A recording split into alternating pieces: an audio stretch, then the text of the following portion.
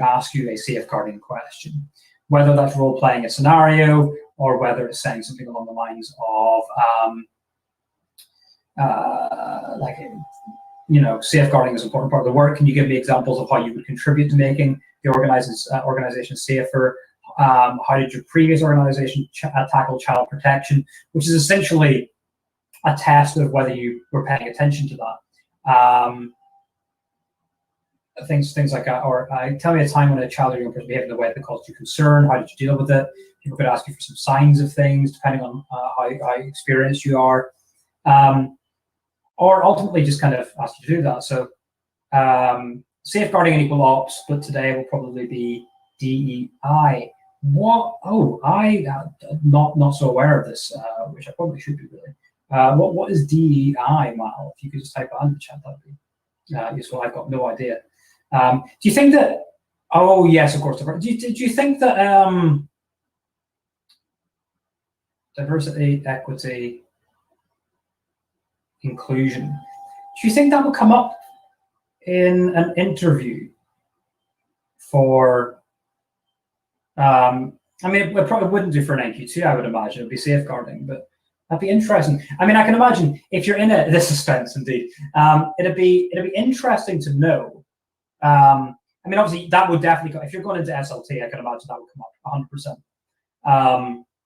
And I imagine that, like, I know that my interview obviously was mentioned about creating a more inclusive and diverse curriculum, which I think is absolutely fundamental.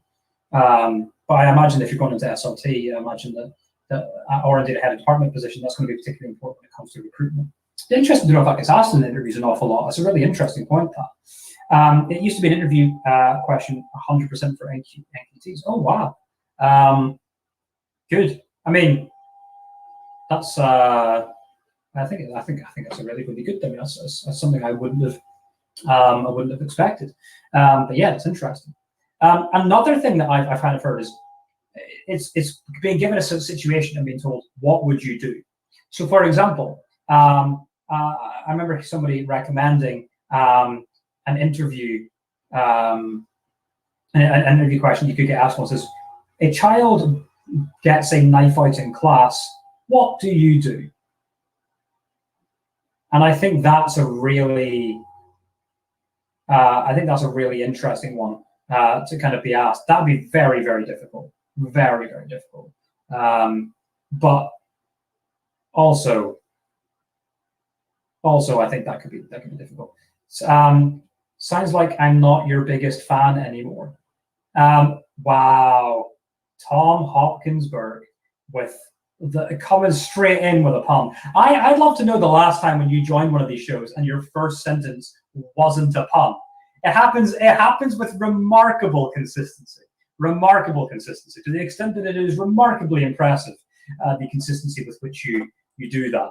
I am very impressed, very impressed. You know what? I actually like that so much. Here, have it. Why not?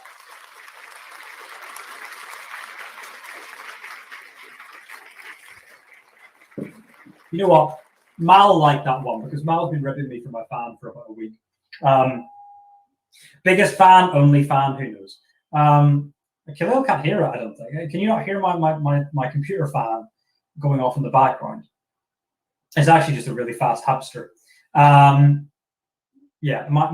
the office, which is what I call it, is the warmest room in the house by a distance.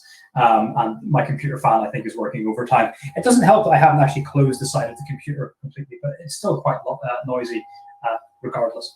Tom Hopkinsburg, you missed my top conversation earlier as well, where I was talking about something that I got to eat in Greenwich Market at the weekend, which was a ramen burger, where the burger buns were replaced by like fried ramen, and it was delicious.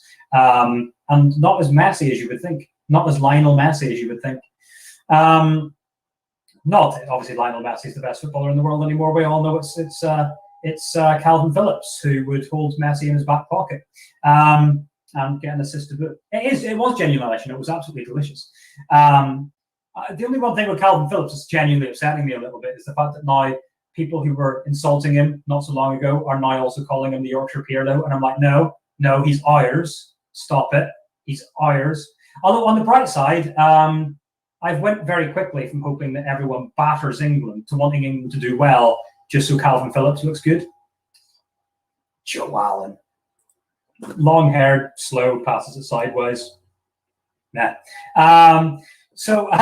Another question I wanted to kind of mention here is, and this is asked consistently, and I've got another funny story in this one, is career development, right? So where do you see yourself in X amount of years' time? How will you develop yourself as a teacher? What are your plans for the future? Are you prepared to go on courses?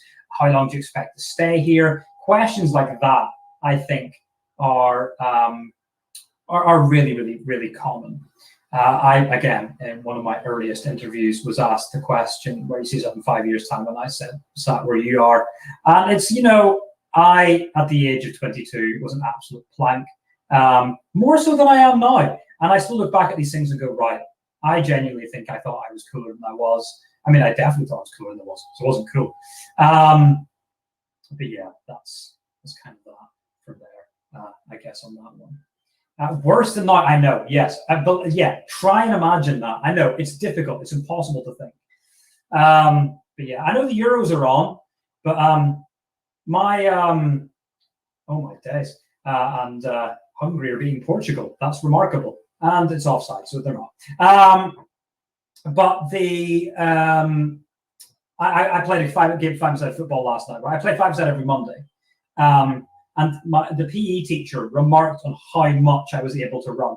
He did say a lot of it was pointless running, and it was. At one point, I realized that I did 3 circles of the 5-a-side pitch, which, as you can imagine, is just pure headless chicken material. But we were actually playing against a team made up entirely of people who used to go to our sixth form. So they either have just left or they left a year ago. And as you can imagine, when they're playing against their teachers, they absolutely battered us. Absolutely battered us. But I know the question you're thinking, as you guys are aboard the Graham train as the Graham fans, right? So let's do that one. Let's play that one now. That's right.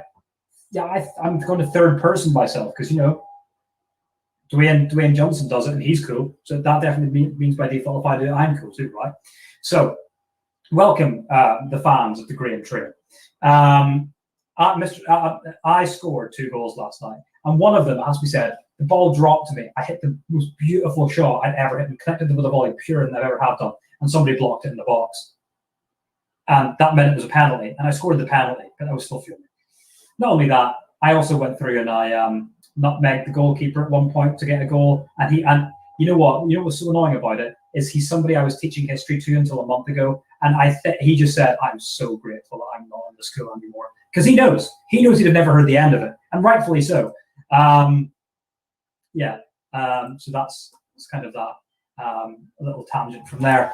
Now, the kind of penultimate thing I wanted to do before we do a little advert break, ladies and gentlemen, boys and girls, children of limited ages. In fact, you know what? We'll do an advert break now. We'll do one of our adverts now. We've got 2 adverts now, folks. I know, we're famous. It's amazing. It's so exciting. Did you curse at a kid? Look, they aren't my students anymore, Khalil. And I don't curse. I don't curse. I don't drink. I'm essentially a nun. Yeah, that's right. So, yeah, defo's not. I would never do that. No, it's true. I can't believe Mal, you're trying to paint me such a bad light here. How dare you? New Twitter bio, essentially. KTG_1990, essentially a nun. I might just see if I can change my Twitter handle to that, at essentially a nun.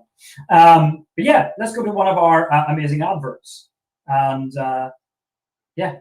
let's hear.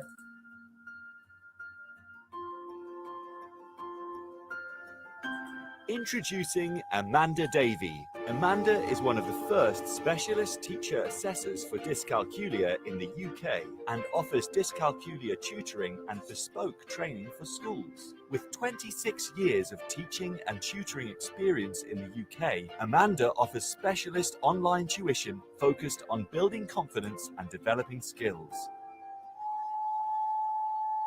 Amanda also offers online and face-to-face training on dyscalculia for educators, informing practitioners as to how to identify children that may have dyscalculia and how to support them in class. Find out more about Amanda and what she can offer you at www.amanda-davy-dyscalculia.co.uk.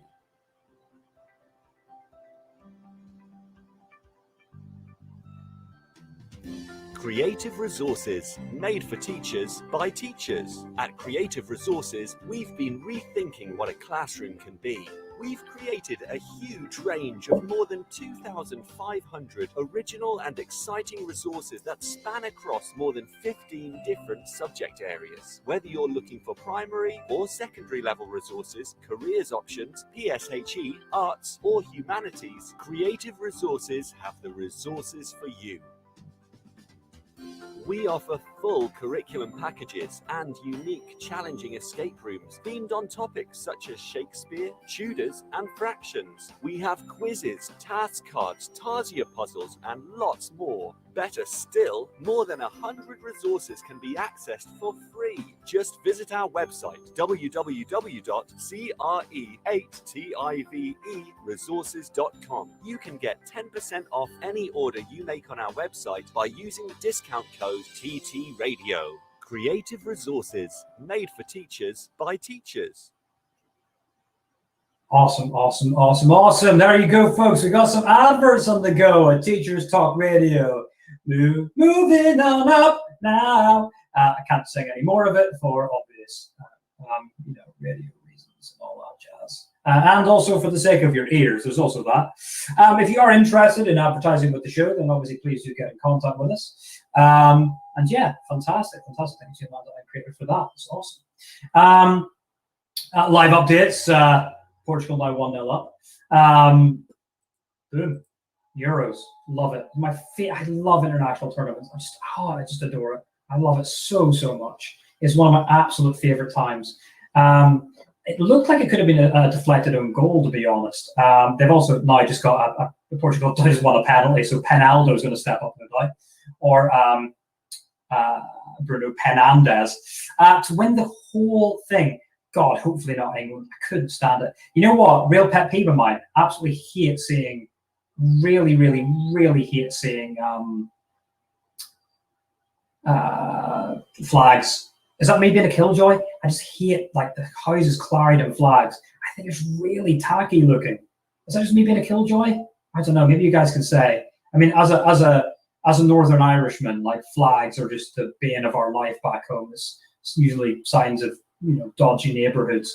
So maybe I'm carrying a burden there, but I just think like, it's England flags out and stuff like that. I just think it's really tacky. Who's in Northern Ireland's group from Tom Hopkins, Burton, the one they haven't qualified? Ooh, yeah, really cool. You know what? There's more people living in Greater Manchester, I'm fairly certain, than live in Northern Ireland, so put it that way. And you know what? All they need is Stuart Dallas. Stuart Dallas is spending his time focused on the mighty Leeds United. I think it looked like it was Diaz actually who scored the goal, by the way. But obviously, Cristiano Penaldo was scored. A penalty, as you would expect. France is Tom Expert wants to know who's the tip to win the Euros. Is my tip. It's interesting. You know what? As long as it's not England, because I couldn't bear hearing about it. Khalil says France. France makes sense, doesn't it? They've got the best team and the best squad. I think there's no doubt about that they've got the best squad. I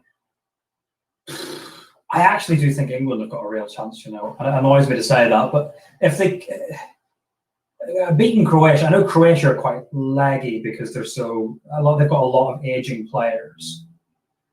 They've got a really strong setup. I think Pickford's garbage, but I think, yeah, I don't know. It's an interesting one. It's an interesting one. France have to be the favourites, don't they? Like they really do. But Belgium, France and Belgium, I'd say the top two. Belgium look really strong. Lukaku is obviously, a very, very talented striker. Very, very good finisher. Movement's excellent as well. Alioski's performance the other day, loved it. I thought he was great. I thought he was the best player on the pitch for North Macedonia, was Gianni Alioski. He's an absolute hero for me, Alioski, because he's just so bonkers.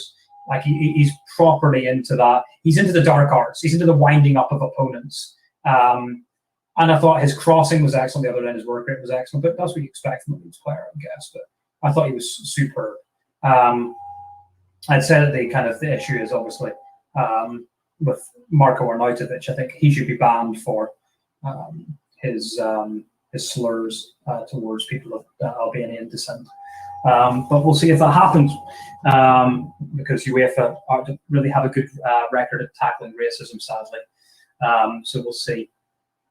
But yeah, one of the second questions I thought I'll add this in because we've just spoken a little bit about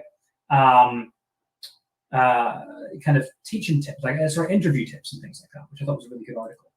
I thought there was another one that went up a couple of days ago that I saw that would fit right into that, which is a question asked by Amy Forrester, which is there a right time for a teacher to resign? And I thought, ooh, that's a really interesting question because, we're quite restricted. No profession in the world is as restrictive with regards to when you resign as education is, right? It's the only thing where they go, oh, well, you can't resign after May. If you resign, for example, if you resign in June, you can't leave until, you essentially would start a new job in November. That's bonkers. That's absolutely bonkers. Now, I understand it from a logistical perspective, but that kind of, and it's kind of this kind of, I guess it's kind of like a gentleman's agreement. Like there's nothing legal to hold that in place. But it does feel very weird that you could only join schools there's logical reasons for it, right? There's no doubt about it. You can only really join a school at the start of a half term. And you can only really leave a school at the end of a half term. But think about that. If you resign from a job in June, you wouldn't start a new post until November. That's so ridiculous, right? It's so ridiculous. And it's kind of all about that, this kind of thing. And I always thought in my current job, I always thought the same thing. I think I would maintain this probably in many things. I get really, really emotionally invested in the students that I teach. I find it very difficult not to, because I find myself getting emotionally invested in human beings and the desire to see them do well. And to be fair, I think it's what makes me good at what I do, and I wouldn't change that for the world. But I think it would also mean that I don't think I could ever leave a job, under any kind of normal circumstance. Hello, Jade and Mackie. I don't think I could ever leave a job, a teaching job, unless it was in July. Do you know what I mean? Like I don't think I could ever join halfway through a year or leave halfway through a year, because I've got an inflated sense of self-importance, I suppose, is perhaps part of it. Whereas I wouldn't leave kids to have to. I wouldn't leave kids in a position in which that I wasn't completing a GCSE with them. Like that was actually my biggest consideration. Looks like it's 3-0 to Portugal, by the way. A second goal by Cristiano Ronaldo. I couldn't leave. I couldn't do it. It was actually my biggest consideration when I was actually looking at this one, is because I taught my current. Because I had to leave my my current year 10s, right? I've taught them since year 7. And it's the first class I've had like that for a long time. I've been in the current school for 8 years, but just because of timetabling things, there's sometimes I haven't taught year 7, sometimes I haven't taught year 8, sometimes I haven't taught year 9, sometimes I haven't taught year 10. I've always had year 7. I've always had year 11. For a long time, I was the only person who taught year 12 and 13. So there's loads of different elements of that as well. And so that was actually an interesting thing. It was actually part of me was actually like, I potentially don't want to apply for this amazing job that I've got, that I could potentially get as director of history across 28 schools, because I was too emotionally invested in those year 10s. And that was honestly, that was a major consideration for me, genuinely. I nearly didn't go for it because of that, because I love that group. And but in the end, I guess you have to look at it and go, well, it's 4 years of impact already. But I couldn't do it. I couldn't leave a year 11 group in January. I couldn't do it in Easter. I really couldn't at all. Just because it wouldn't be. I don't think it'd be fair on them really. And if it's at all avoidable, as I said, the emotional investment element's there. And Khalil agrees. Lesson copy says I once had to leave with a week's notice to start as a secondment. That was hard. Yeah, that does sound really difficult.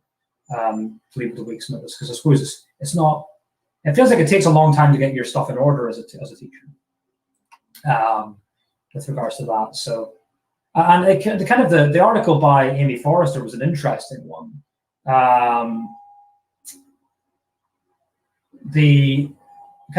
article kind of says teachers can be pilloried for giving their notice in May. So, for example, if you give your notice, if you were to give your notice in very, very late in May, your school, I guess, is in a very difficult position, in the sense that they then don't have very much time to appoint somebody new, because if that person has to resign from their job, then they can't, essentially, right? So essentially, when you're applying, it's not even the last week of May that you're really tied to. It's actually a couple of weeks before that. So, like, if you resign on the last day of May, your school can essentially only get people who have already resigned going into the next year, or people who haven't got a job going into the next year. And that's really, really difficult, I guess, for a position to leave your school in. And yeah, so it's one of those interesting things. It's essentially that, I guess, that last week is kind of like, and as this way David Forrester says, is that kind of last week is like the educational equivalent of deadline day. Can you imagine somebody like myself or Tom Rogers or Khalil, I guess, like doing this deadline day special of, and last minute such and such has resigned from this post at XYZ school. Like, amazing. We're doing it next year. I imagine how funny would that be? You'd have to run over a while. And there's been a late bid for this person from this school. Are they going to accept it? And so on and so forth. There's been a part exchange being offered for this person. I mean, I'd enjoy that. That'd be very entertaining. Even just a parody version. So it's interesting. So what kind of Amy Forrester says is the stark reality is that the last point in the academic year when you can leave your job is essentially the 31st of May, legally speaking, or not legally, generally speaking. So it kind of says teaching jobs is there ever a good time for a teacher to resign. I had Kyle with a yellow tie. Yeah, absolutely. No, I'm not. I hate Jim White, so I wouldn't try to copy him, to be fair. So I think you've got he made a big deal out of the whole Spygate thing, which was a load of nonsense. So the teaching jobs thing is, I suppose, it's one of those things. I would never leave my school in the lurch. Again, the position you'd need to be in to resign in the last week of May. Like, surely you can let your school know in advance. Give your school more notice than that, to give them more time to get somebody of quality in. Right? Surely that's what you would do. Right? Mine was handed in March. I guess it's one of those things. If you've been like going for jobs, or you see a dream job that comes up in May, and you get that job, and then you hand in your notice, that's fine. it's one of those things. But I suppose you would never really, if where possible, you want to give your school as much notice as possible. But there's loads of different things, right? So, I suppose if if you're somebody who's trying to fill a vacancy, I guess maybe first that's the dream answer maybe never. Maybe there's never a good time for a teacher to resign. For timetablers, she suggests that January notice for September is the dream, because it gives you loads of time to get the timetable sorted out. So you know people's allocations because you know their experience. Obviously, RQTs have a heavier timetable than NQTs, and then you've got responsibilities taken into account. For children, some may argue never. Consistency is really important. It's one of those things like, do you just keep putting the same staff on year 11, or is it more important that children get consistency and they have somebody who is it somebody who, for example, oh, that's really interesting, Megan. That's a really interesting point. I'll come back to that now. Megan says, I know of 2 people who handed in their notice on the last day before half term. One was under investigation by the school and going through a support program of some sort, so close to being asked to leave. Doesn't seem to be positive situations when it's that close to the wire. It's a very good point, actually, to be fair. It must be one way or the other. Either something's an issue for the school at that point, or indeed something's an issue for the individual. So yeah, that's a really interesting point. But yeah, as I said, that I think that it's one of those things again. Is it better to have this core group of like results getters in year 11? You know, those people who are like amazing at getting that kind of results in year 11, but you maybe don't put them on the younger years. Or actually, is that a thing that's wrong in education? And I believe the answer is yes. I think that is wrong in education. If you focus on putting your most experienced staff on year 11 every single time, when do you upskill the other staff? And ultimately, it's this kind of weird firefighting system. If you put the right staff on year 7 and then year 8, 9, 10, and you focus on them, then you don't need to do this intervention element in year 11 because you've got it right from the first place. If you've got your best staff on year 7 and so on and so forth and carry them through, boom, sort it out. Because ultimately, we should get to a point where all of our staff are much of a muchness. We shouldn't be going, oh, I need to put this one here, it's this person here. Now, you will look at it and go, some staff are better with certain perhaps groups than others, or whatever the case may be, right? But that's fine. But ultimately, you need to have people, I think, who are available to, teach from the whole way up. There's no point in having your best staff just on year 11 because it's firefighting. But yeah, I guess for children, the answer is I guess never. I am absolutely dreading telling my year 10s. I cannot emphasize enough. I am absolutely dreading it because I adore them. I absolutely do. I really, really do. Not only that, I think they're probably going to get the regardless of me being there or not, I think they're going to get the best results we've ever had in the history department in the school as well. I think they're going to absolutely go to town with 9s. Tom Hawkinsburg's teaching year 7 to 13 next year. Wow, goodness me, that's a spread. That is a big spread, but also I guess really good for kind of practice across the whole thing. It's consistency that as well, which is good. I always look to, where possible, timetabling wise, keep staff with the same students the whole way through. I think it's really important, unless something's gone disastrous, which it never has done. I think that's really important. But however, I do think that it's important that, and Amy Forrester says this, that when's the ideal time for a resigning teacher to resign? So whenever they need to. I think I would always want to give my student, my school the most notice possible. I'd never, ever want to leave unless it was in the summertime, because I would never want to leave in the middle of an exam season. I'd never want to leave children in the lurch or leave the school in the lurch. But ultimately, there are many reasons people resign. You got to do what's right for you ultimately, don't you? So yeah, I think it's one of those things. So I think one of the things that, the whole point of what Forrester's kind of saying here is that the resignation process is deeply personal. Teachers have kind of taken a pasting from the government and the public on too many things of late. So to be criticised when you want to leave your job, despite it being perfectly legal, isn't great.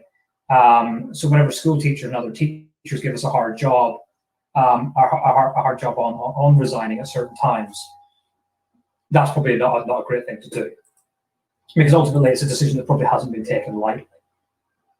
And also, let's face it, it's a legal process. It's a fundamental right to be able to decide to resign from a job. And the message that Amy Forrester says here is that the ultimate thing is that to remember that you're doing nothing wrong by resigning. So yeah, it's kind of one of those. It's one of those things. It's ultimately it's what's convenient for you. It's what works with you. And no teacher should ever be pilloried for resigning, because, ultimately you have to do. If you're leaving for a reason, right? And I guess, and you know what, Megan's made a beautifully wonderful point there. I think is that remembering that wherever you go, there will be students that need you, and it makes moving schools a little bit easier. And that's a really important point, because I looked at it and went, as I said already, like my decision to move was made so much more difficult by the fact I adore my year 10 group, but I've taught her for 4 years. But that was one of the big things that I took into account, Megan, to be honest, and that is that it's about making a difference elsewhere. I think those students will do really well, regardless of whether I'm there or not. And again, it's all down to that kind of overinflated sense of importance that I have. That I'm like, well, you know what? I really want to go and make a difference on a broader scale. I want to make a difference to as many people as possible, and I've got complete and utter faith in my ability to do that. I think, and that plays a significant role in that, really. So yeah, that's kind of that from there, I guess. So yeah, fantastic. So. Megan's about to move my 4th school in 5 years. So got leaving down to a fine art. Absolutely. You just got to copy and paste that resignation letter every time. That's what it's all about. It's amazing resignation letters, isn't it? Because you get the differences. You get ones that are one sentence long, and you get ones that are all long and soppy. Mine was quite long and soppy, I'm not going to lie. Had to be done. So yeah, that is all about the when is the right time to leave the profession. So that's wonderful. And just as a quick break, so you don't have to listen to my voice consistently, we're going to go to the news by the wonderful Megan Goods here. So Megan, thank you for this. And over to you. This is Teachers Talk Radio, and this is Teachers Talk Radio News with Megan Goods.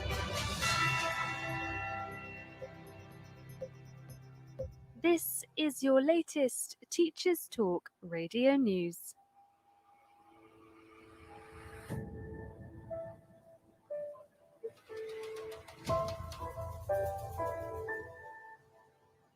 The latest modelled data from the Office for National Statistics has led to calls from school leaders to prioritise vaccinations for anyone over the age of 12. The data highlighted that students in years 7 to 11 in secondary schools had the highest infection rate of any age group, with 1 case in every 210 on the 2nd of June. At the start of May, the same age group's rate was over 4 times lower. One professor of infectious diseases at the University of Edinburgh, Mark Woolhouse, doesn't think the increased infection rate is a cause for concern just yet, saying, if the Delta variant is much more transmissible in children, it might raise the R number in schools above 1, and then you would consistently start to see larger outbreaks more frequently in schools. So far, I don't think the PHE data are convincing on that. Yes, there are outbreaks in schools, but it's a tiny fraction of them.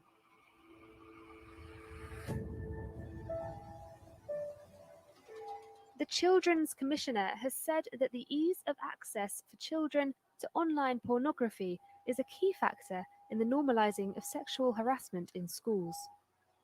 Dame Rachel de Souza stated, "One area I'm clear on is that online hardcore pornography warps boys' expectations of normal relationships and normalises behaviours that girls are then expected to accept, and it's just too easy for children to access."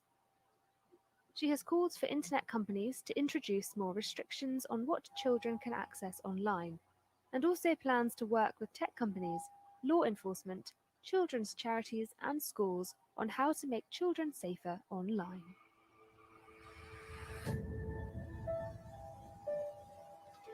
The Duchess of Cambridge and First Lady Dr. Jill Biden met for the first time last week as they visited Connor Downs Academy in Cornwall. They have since written a joint article stating the importance of early education for children.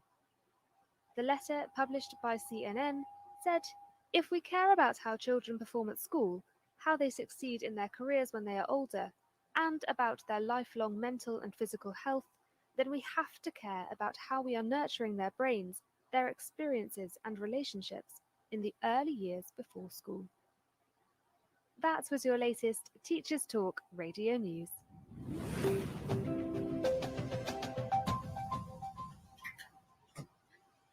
Thank you so much to Megan, who I hope is still in the studio. I hope it's not one of those things where you go, no, I have to listen to my own voice, I'm going to leave. Hopefully I didn't scare you away with that one. Just terrifying in general.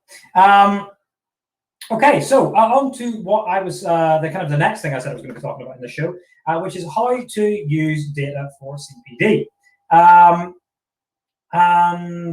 This is kind of an interesting one, I think, from my perspective. Because I think that, it's kind of, Tom Sheridan said something similar a couple of weeks ago when I was mentioning this. I think that, there's a lot of CPD time in schools that's wasted. And I think that there's a really important element here. How can we get CPD right? And I think there's a lot more we can do to do that. So I think that there's this, looking at this obviously from a school perspective, but you can also obviously look at this from a departmental perspective. So for example, if you look at it from a whole school perspective, it's looking at things such as, if you break down the progress score of the school and you look at the progress score of individual students, so is there a need, like for example, are pupil premium students underperforming, and is there a need to address that? Is there a pupil premium policy that needs to be addressed? What about with special educational needs? Are they underperforming? In which case, how can you address that from CPD perspective and make that a target for the year? It's a data-informed piece of CPD for the year, because if they are underperforming, if they are nationally, how can you make sure that you're addressing that as an issue? And if the answer is you're not, then you'll get hammered by Ofsted for it. And to be fair, in this case, rightfully so. If it shows up in the data that your special educational needs students are performing, they've got as much of a right to learn as anybody. So you do need to be focusing on that as well. And then obviously moving on a little bit into obviously your different ability groups. Are high ability underperforming? In which case, are your lessons academically rigorous enough? Are your staff comfortable with teaching to the top? Middle ability, similar questions, and indeed low ability. Are there support networks in there in place to ensure that your low ability students are performing as well? And then obviously the kind of boy-girl split, which it looks different in different subjects. So it looks different in maths, for example, than what it looks like in English. It looks different in science from what it looks like in English as well. And I thought it was a really interesting one is we've actually got a situation in history where the boys are slightly outperforming the girls. But a question that I decided to pose then as a result was, instead of going, yes, fantastic, we close the boy-girl gap, yay, it was actually, what if this means that the girls are underperforming instead of the boys? And looking into things like that. So looking into the kind of stuff like the boys don't try, which I think is excellent. And looking at going, right, well, do we have too much kind of, are the conversations taking place in the room allowing the kind of girls to engage in the subject as often as possible? Or do you kind of, do I kind of go to, because I do like football, do I kind of go for the more football-based chat? And does that, what's the impact that has on the classroom climate and things like that? Just being aware of the language and the tone of language that you use, right? Who's that benefiting more, or is it, is it having an impact in that way? So kind of looking at that from a whole school perspective, I think is really important, but also looking at it from a departmental one. So it's kind of looking at the different objectives. Now, I put a post out about this, and the post kind of put out there back in 2019, and I talked a little bit about backdating assessment objectives so that you were using them in Key Stage 3. I've completely changed my thinking on that. I think that's something you need to do that. I think the assessment objectives are largely similar, though. So you've got things like your key concepts. You've got your key knowledge in there as AO1. You've got your key concepts AO2, which is your concepts of such as causation, significance, chronology, and stuff like that. AO3 is your source work, and AO4 is your interpretations. So I think it's still worth looking at that, because those 4 things you will use, for example, in history. So look at your assessment objectives. For example, look at your assessment objectives in year 11, right? If you go on to the equivalent for EAQA, you can do an enhanced analysis, an enhanced results analysis, and you can see the breakdown of how your students have performed in assessment objectives compared to national, for example. And what you need to do is to compare it to national and see where the marginal gains are, right? Because that's important. So, for example, it doesn't matter if you're underperforming or overperforming, which one is the main focus. So, for example, right, it's if you're 2% above national average in AO1, 5% above in AO2, 1% above in AO3, that suggests that, your AO3 section is your area for marginal gains, right? Because it's the one that you're the least far above national. Like, well, obviously, if you're below national average, then obviously you do it from whichever one is the furthest away. We're obviously looking at going, well, so what are we doing for this other assessment objective that's particularly strong? So, for example, our AO2 is really, really strong in this particular thing.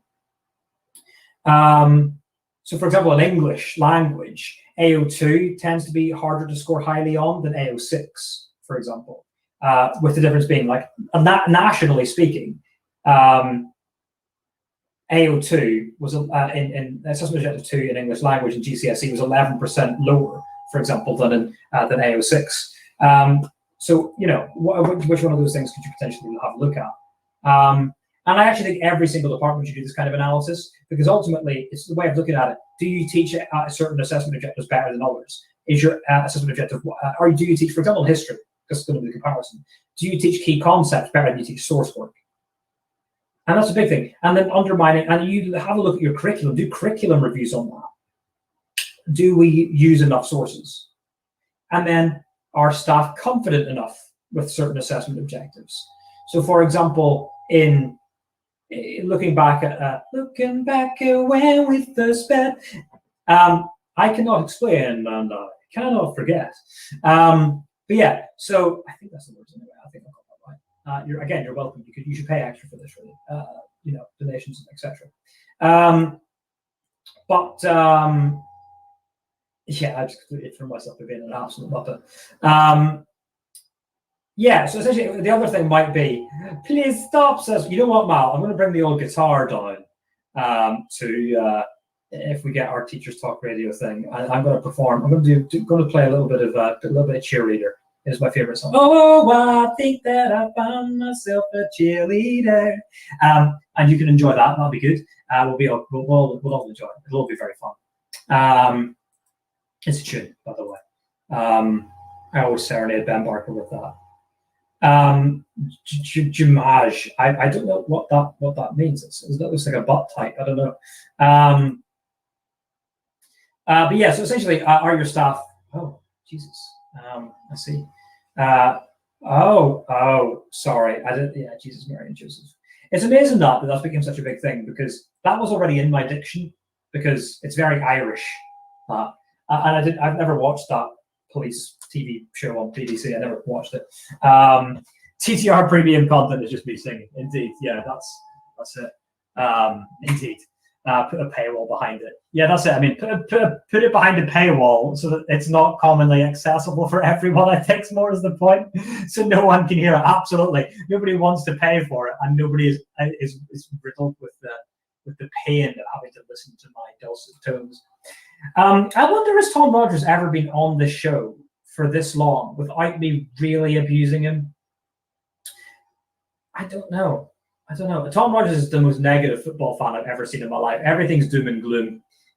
He did, you know what? He was, I messaged him about Calvin Phillips, and he didn't reply publicly, but he replied in private to tell me that I was right about how good Calvin Phillips was. So, I'm going to put that out there because he clearly shied away from doing it, which was a disgrace. He didn't want to back down in public. Unbelievable. We're going to call it Phillips Gate, to add to the list of 20 gates of Mr. Rogers. But yeah, Phillips Gate's this one. So was Tom. I'm not. Yeah, so essentially, are your staff confident with certain assessment agendas? And if they're not, then again, I think it's so important that your department, I've mentioned this so many times in the past, your department meetings are based upon CPD and you delivering training, or people in the department delivering training. So, you know what? Excellent subject-specific target for setting of all staff is, I'd love to know confidently what the weakest part of my history teaching was when I started. And I still love knowing it now. It kind of opens up room to improve. Do I teach concepts such as changing continuity, as well as I teach contemporary source analysis? And if not, let's put some stuff together. And as a head of department, if the same area is a target for all staff, so when you break it down on a kind of a class by class level, if certain teachers perform better at it than others, get them to deliver training. If it's a whole staff area, though, then perhaps it's an element with the curriculum. So have you plotted in more opportunities to assess certain assessment objectives at the expense of others? Do assessments in Key Stage 3 not have a blend of the various assessment objectives? Are we teaching students the skills early enough and effectively enough to engage with good history, such as source work? Or are we really narrowing them down? I agree. What I don't think is the right thing. If you asked me 2 years ago, I'd have said something different. 2 years ago, I said, let's use GCSE questions in Key Stage 3. That's not the right way of doing it. I don't think we should do. I think we need to embrace the joy of history and proper history. Although I do agree that I think that the history questions cover a broad range of useful skills. For example, we never really had a question like the how convincing question. At GCSE, before, where I think it is now. How do you do that with interpretations? So, when the focus of the GCSE exam was interpretations is a bit naff. I don't think it is. It's the same as the A level, really, in the sense of I used to say that the how convincing should include provenance, and I still actually kind of maintain that. But it's the same thing at A level, right? So the how convincing question at A level about interpretations is the same, right? You don't talk about provenance. Why they are different questions, as in are we talking about, because I know AQA has the how are they different, how are the two interpretations different, why are the two interpretations different, and then how convincing are they? The reason they did that is because they wanted to assess the skills separately. Their choice was to either make that 3 questions or make it 1 16-mark question. Some could argue that having it as 1 16-mark question would have been much better. But it was a way of assessing all of the skills. Question 1, can you read the content of a source and compare it to another one and say how that makes it different? Question 2, can you look at the provenance and say, well, actually, based upon who's written these, that's why they're making these things that I said in question 1. And then the final one, how convincing are they, is, okay, so just based upon what they're saying, based upon my own knowledge, are the arguments convincing? So I initially didn't really like it, but actually the longer I've been in it, the more I'm like, actually, those are taken individually 3 very, very good skills. And ultimately, all the skills you really need with regards to source stuff. Are they usually really interpretations? They are usually sources, to be fair, yeah. They're never historians. So in that way, they're not true interpretations. There are many flaws with the GCSE, I think. But yeah, I think that's one of them, particularly, is the fact that they're not necessarily actually historians' work. And in fact, the views of historians don't really come into the GCSE. I think that the use of historiography in the GCSE is the thing that really needs to change. I actually think that one of the skills we've lost in history specifically, sorry, I'll move on from history in a second in case it's boring those of you who are not history specialists. One of the things I think we've lost from history is across GCSE and A-level, because the exams don't require them anymore, is actually learning historiography, knowing that historian X has this view, historian Y has this view, and why they have them. I think that's a lost skill. I've never taught that. I have never taught, like, as in, I have, but I've never taught that. I've never been in a position where I've had to teach it for an exam.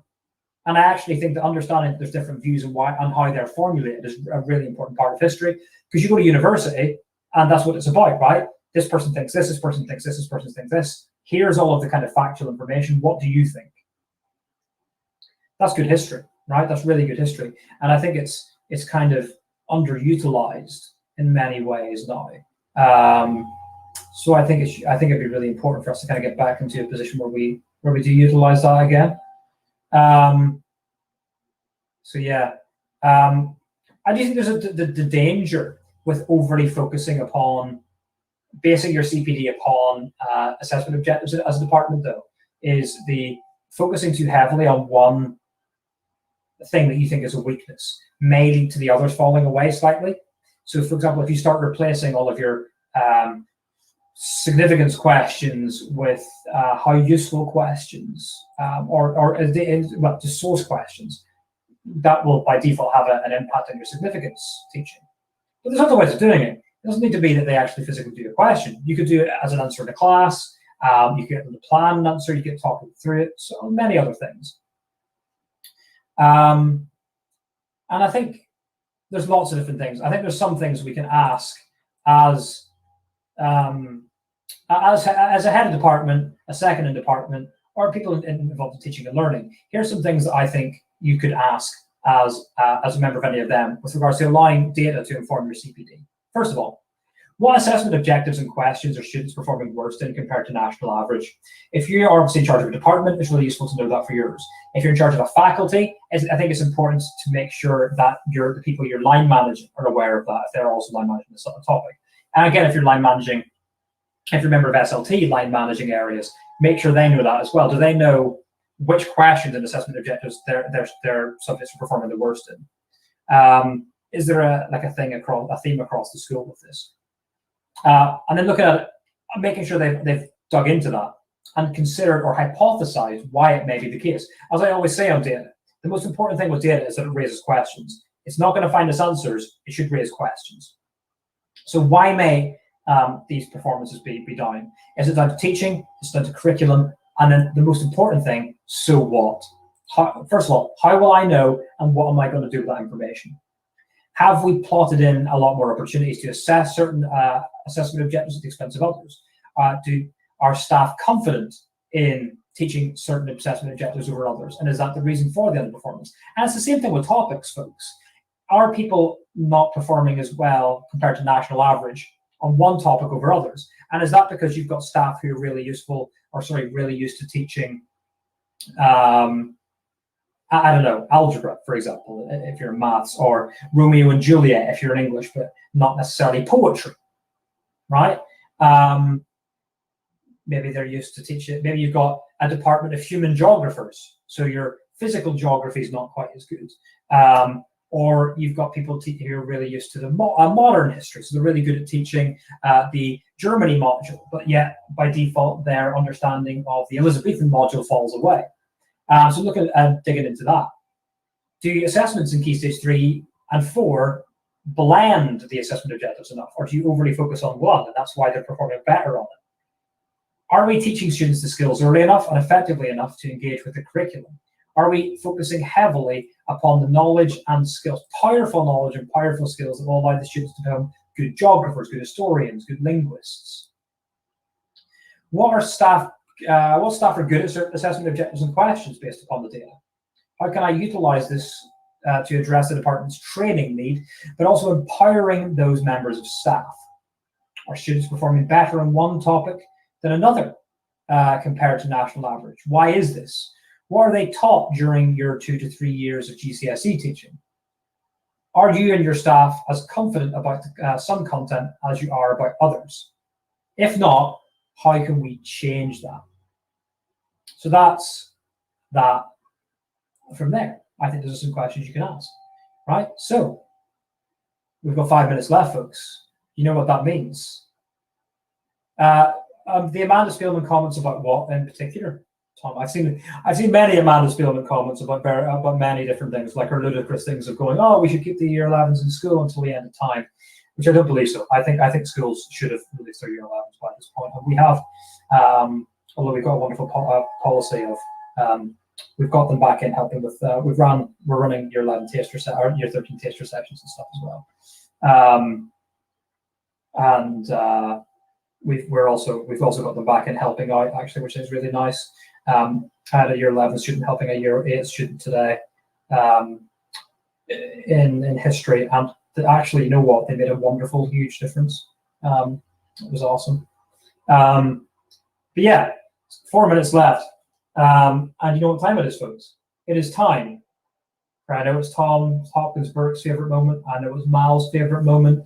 And I know it's the people's favorite moment, folks. It is Kyle Graham's Meal of the Week. What's it going to be this week? What's it going to be this week, ladies and gentlemen, boys and girls? Tom Hopkins-Burke isn't going to find this because it's not. You know what, folks? It ain't on anything. This is going to be my personal recipe. And what's it going to be? The people's fave. That's right. The people's favorite moment. This is what the people tune in for. They come back to this. They come back. They download this show, and you know what they do? They skip to the last 5 minutes to hear some great recipe. I've been putting my recipes up on my Instagram. Sorry, my Instagram. And I've been having lots of comments from people on work. To put on my Instagram story, and they say, "Oh, your food looks really good this week." And I'm like, "Yeah, thank you." And you know what? This week is one of the ones I put on that I got loads of compliments on. Here we go.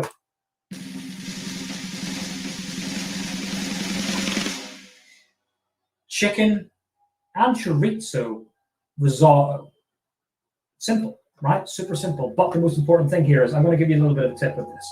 It's chicken and chorizo risotto. Super simple, right? Super simple. So all you do, right, is it's the usual stuff. You get your you get your chicken stock, right? So that's what I always do. If you're going to make a big one, I kind of get yeah. He's made up. I love it. I absolutely love it. It is a custom-made link, and that's not a real link, by the way. But I like that. So yeah, you ultimately what you do is you fry off your chicken in the pan. I would and then kind of add in your chorizo at the end, so you get the oils kind of going in the pan there. You've also got your chicken stock bubbling away there, so get some. I recommend the lower jelly chicken stock cubes. They're amazing, and you can use chicken stock or you can use vegetable stock. If you're making a big one, I'd recommend one stock cube of both actually. So yeah, you fry off your chicken in the pan. Then you add in your chorizo, fry it off until the oil starts to come out of it. Then you add a little bit of garlic in there, ladies and gentlemen. A little bit of garlic. Put a little bit of salt and pepper in. And then what you're going to do is you're going to add in your risotto rice, your arborio rice, and you're going to switch that up a little bit. You're going to cook it until it changes color a little bit, and it soaks up the chorizo oils. I like to just get a ring of chorizo and cut it up so it's still relatively thick. So it'll absorb all of those oils, and then the next best thing is, and I love this because it means you have to drink the rest of it. Get a nice white wine. You don't need an expensive white wine for this. But I always just get a white wine in that you're going to pour some of this in. You're going to burn it off, reduce it right down. And I like a Vina Sol for this. Vina Sol's like £6. It's a lovely Spanish wine. I'm not always a big fan of Spanish wines, but Vina Sol's great. It tastes like holidays to me. Pour that in. Stir it all up, fry it until it evaporates, and then you start putting in your chicken stock bit by bit until the risotto absorbs all of the moisture and goes soft. Now, normally that takes 25 minutes. And then, what you can do at the end is obviously you can do one of a couple of things. I like to take it off the heat and add in some Parmesan. You can also add a butter or a little splash of cream just to thicken that up at the very, very end. You can also, if you want to, you can add in some thyme in there as well and mix that up through to add a little bit extra flavor. Now, here's the next bit. Here's the twist. You serve it up, put it onto your plate. On top of it, you're going to put some fresh rocket. So put some fresh rocket on top of, obviously grate some Parmesan cheese on top of it first. Then put on some fresh rocket and then get some preferably balsamic syrup and give it a drizzle over the top. That's right, get some rocket and put some balsamic syrup, drizzle over the top. Or indeed, just balsamic vinegar is fine. A little drizzle of balsamic vinegar over the top. Well, ladies and gentlemen, folks, it's gorgeous. That was a tip that I got from my father-in-law, who's a 2-rosette chef. And you know what? It's a game changer. Absolute game changer. So that is my chicken and treats risotto recipe. And the best thing is you've already opened a bottle of wine, so it'd be rude not to have a glass of wine with the risotto itself. Boom. Done.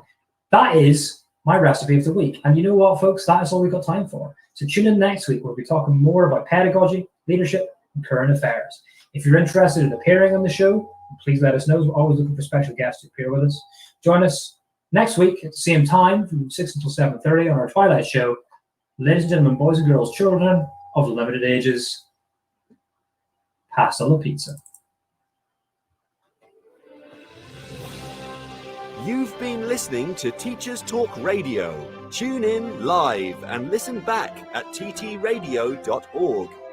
We look forward to hearing from you next time on Teachers Talk Radio.